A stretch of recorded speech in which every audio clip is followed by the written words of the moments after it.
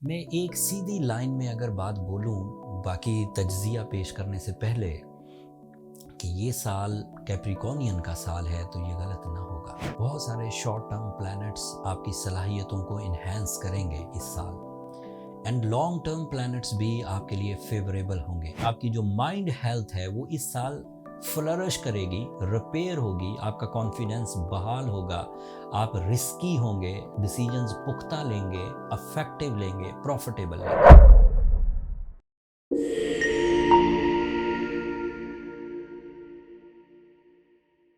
अस्सलाम वालेकुम कैप्रिकॉर्नियंस, मैं हारिस अज़मी प्रोफेशनल एस्ट्रोलॉजर आपकी खिदमत में हाजिर हूँ एक यूनिक वीडियो के साथ। 2024 की आमद आमद है, एंड एस्ट्रोलॉजिकली अगर आप वक्त के बिहेवियर को समझें तो इससे आपको बहुत सारे एडवांटेजेस मिल सकते हैं। मैं एक सीधी लाइन में अगर बात बोलूं, बाकी तज्जिया पेश करने से पहले, कि ये साल कैप्रिकॉर्नियन का साल है तो ये गलत ना होगा। बहुत सारे शॉर्ट टर्म प्लैनेट्स आपकी सलाहियतों को इन्हेंस करेंगे इस साल, एंड लॉन्ग टर्म प्लैनेट्स भी आपके लिए फेवरेबल होंगे। किस तरह फेवरेबल होंगे, इन सब का एक एक एनालिसिस आपकी खिदमत में पेश करता हूँ। मौज़ूआत तो बहुत हैं, बहुत लंबी बात की जा सकती है, बट टाइम की किल्लत की वजह से मैं इसको महदूद रख कर जो अहम नुकात हैं उन पर बात करता हूँ। आपके रूलिंग प्लैनेट का डायरेक्ट होना आपके थर्ड एंगल पर किसी ब्लेसिंग से कम नहीं है। ये अब अगले 2.5 साल तक इधर ही ट्रांजिट करेगा, थोड़ा थोड़ा आगे बढ़ता रहेगा, अपनी डिग्रीज़ को आगे बढ़ाता रहेगा, बट ये है आपके लिए बहुत प्रोडक्टिव। वेस्टर्न एस्ट्रोलॉजी के मुताबिक ये 2026 तक इधर ही रहेगा। अब ये डायरेक्ट हो चुका हुआ है, ये जून 29 तक डायरेक्ट रहेगा, 2024 तक।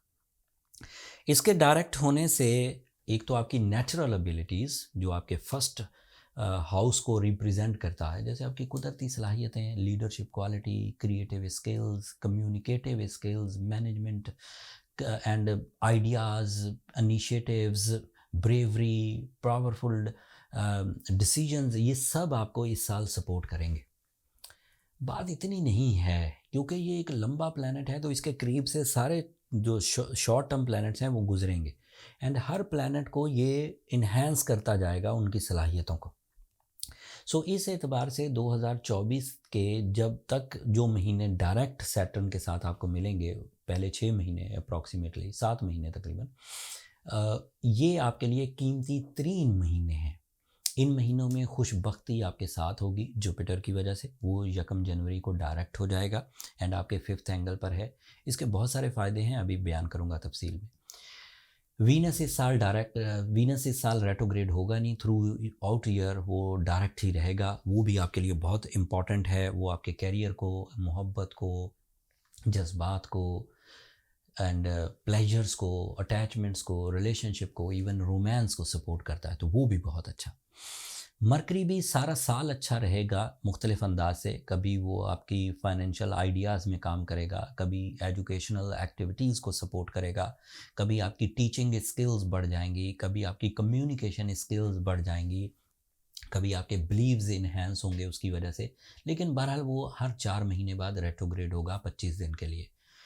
उसने जिस सीज़न में रेट्रोग्रेड होना है उसमें एक अप्रैल मंथ है, एक अगस्त मंथ है, और एक नवंबर का महीना होगा। मैं वो डेटें नीचे लिख दूंगा डिस्क्रिप्शन में, आप सारा साल उसे चेक कर सकते हैं। वैसे वीकली वीडियो में मैं उसका अक्सर इजहार भी करता रहूँगा जब जब उसने रेट्रोग्रेड होना होगा। मार्स भी अच्छा है, सूरज भी अच्छा है, वीनस डायरेक्ट रहेगा थ्रू आउट। तो सादा लफ्ज़ों में जो टॉप लेवल पर इस वक्त परफॉर्मेंस के कैंडिडेट हैं वो कैप्रिकॉर्नियंस हैं। उनके मामलाते ज़िंदगी खुशबख्ती के इवज़ी, उनकी डील मेकिंग के इवज़ी स्ट्रॉन्ग चलेंगे। अब मैं किसी सर्टन फील्ड में आपको नहीं एम्फसाइज़ करना चाहता कि सिर्फ इस फील्ड में काम करें। वुसअत है आपकी ज़िंदगी में, आप शख्सियत साजी कर सकते हैं, आप अपने फाइनेंस को बढ़ा सकते हैं, आप अपनी लग्जरीज़ एंड आसानी और आसाइशों को आगे लेकर चल सकते हैं, आप सेहत और तंदुरुस्ती पर काम कर सकते हैं, आप अपने रिलेशनशिप्स को सेटल कर सकते हैं, नए रिलेशंस बना सकते हैं, लाइफ पार्टनरशिप डिसीजंस ले सकते हैं, पब्लिक रिलेशंस बना सकते हैं, इख्तियारात पर काम कर सकते हैं, आप एक से ज़्यादा मकासद की तकमील के लिए इस टाइम को यूज़ करें। ऐसे मौक़े बहुत कम आया करते हैं और अक्लमंद आदमी ऐसे मौक़ों को वेस्ट नहीं किया करते।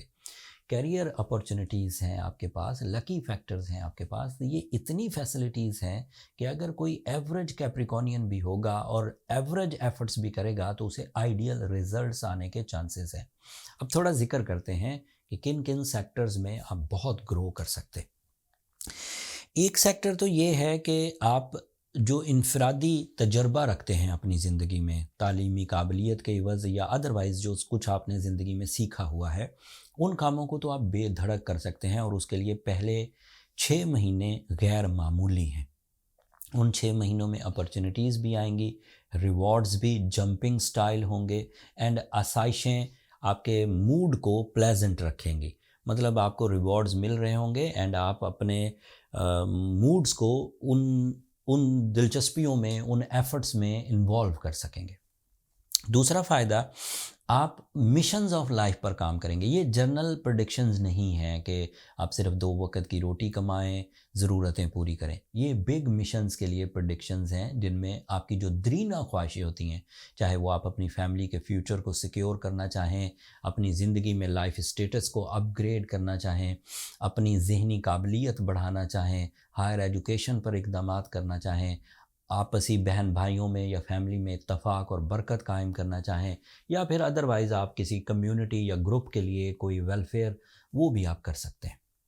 फिर आपके लिए मोहब्बत की जो सेक्टर की चीज़ें हैं, ये सब कैप्रिकॉर्नियन के लिए तो नहीं होंगी। ज़ाहिर बात है कि कुछ कैप्रिकॉर्नियंस ऐसे होंगे जो इस वक्त लव डिसीजंस के कैंडिडेट होंगे, कुछ कैप्रिकॉर्नियन ऐसे होंगे जो लाइफ पार्टनरशिप ऑलरेडी चला रहे हैं और उसमें ग्रोथ चाहते हैं, ये उनके लिए भी है। कुछ ऐसे कैप्रिकॉर्नियंस होंगे जो कुछ नाराज़गी का सबब बने हुए हैं, वो ठीक होंगे।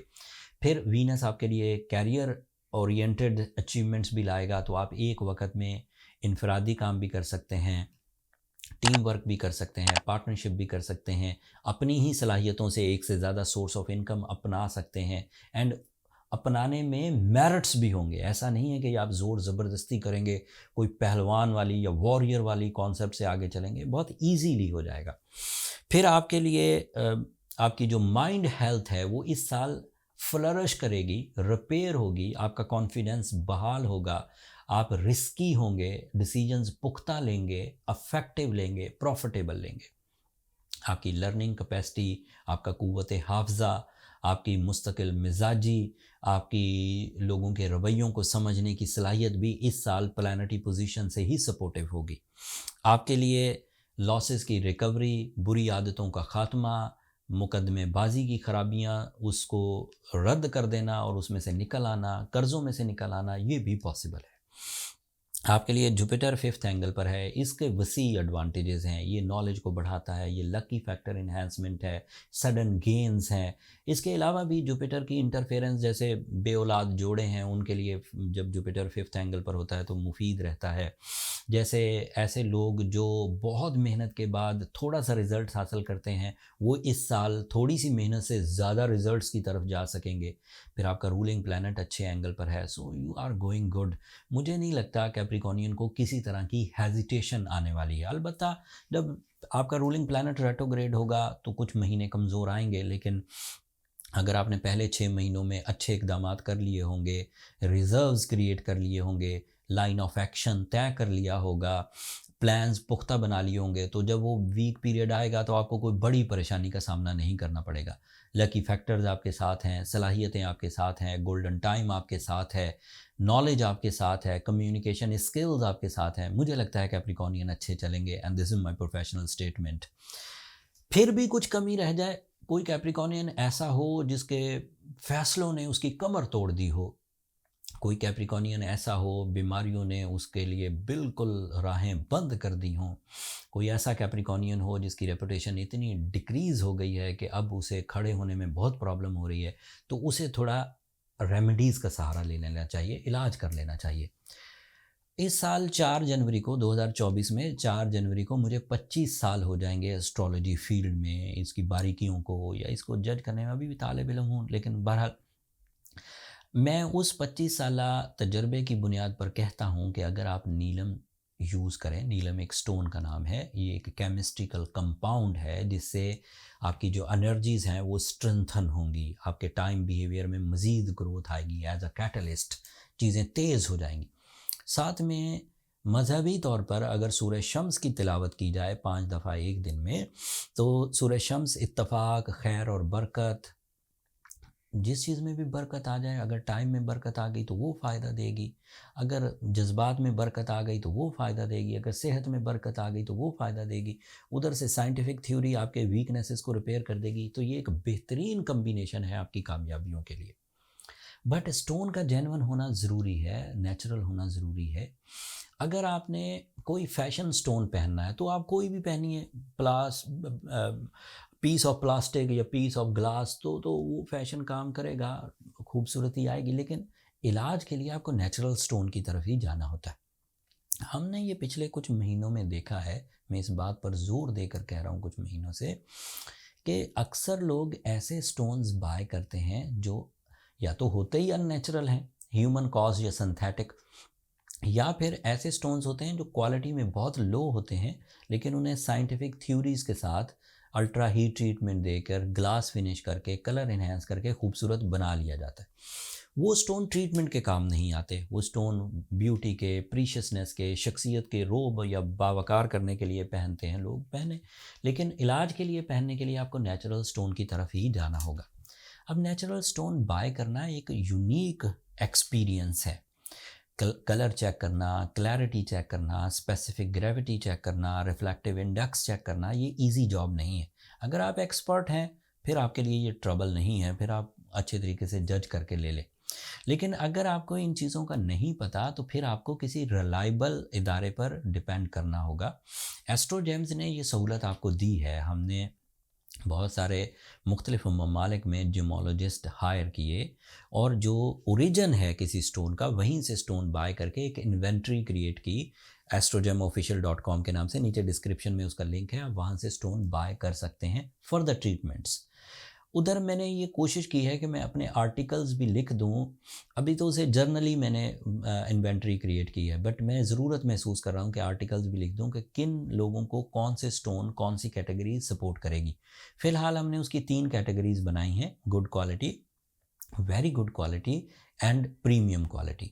अगर आप बहुत सिवियर सिचुएशन में हैं तो प्रीमियम क्वालिटी की तरफ जाइए, अगर आप एवरेज डैमेजेस में हैं तो वेरी गुड क्वालिटी, और अगर आप थोड़े से ही परेशान हैं तो फिर गुड जो जर्नल क्वालिटी है उसकी तरफ भी आप जा सकते हैं। एंड बहुत एतमाद से आप वहाँ से स्टोन बाय कर सकते हैं। उनको तमाम जो चेक एंड बैलेंस है उनमें से गुजार के फिर हम इन्वेंट्री में उसे लोड करते हैं।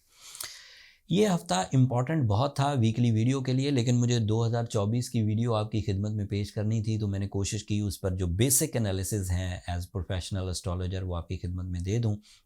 अगले हफ्ते मैं कोशिश करूँगा जो इस हफ्ते चीज़ें मैंने मिस की हैं वो भी अगले हफ्ते की वीडियो में मैं इंशाल्लाह आपकी खिदमत में पेश करूँगा, और अगर ऐसे भी मौका मिल गया तो भी मैं बयान करूँगा।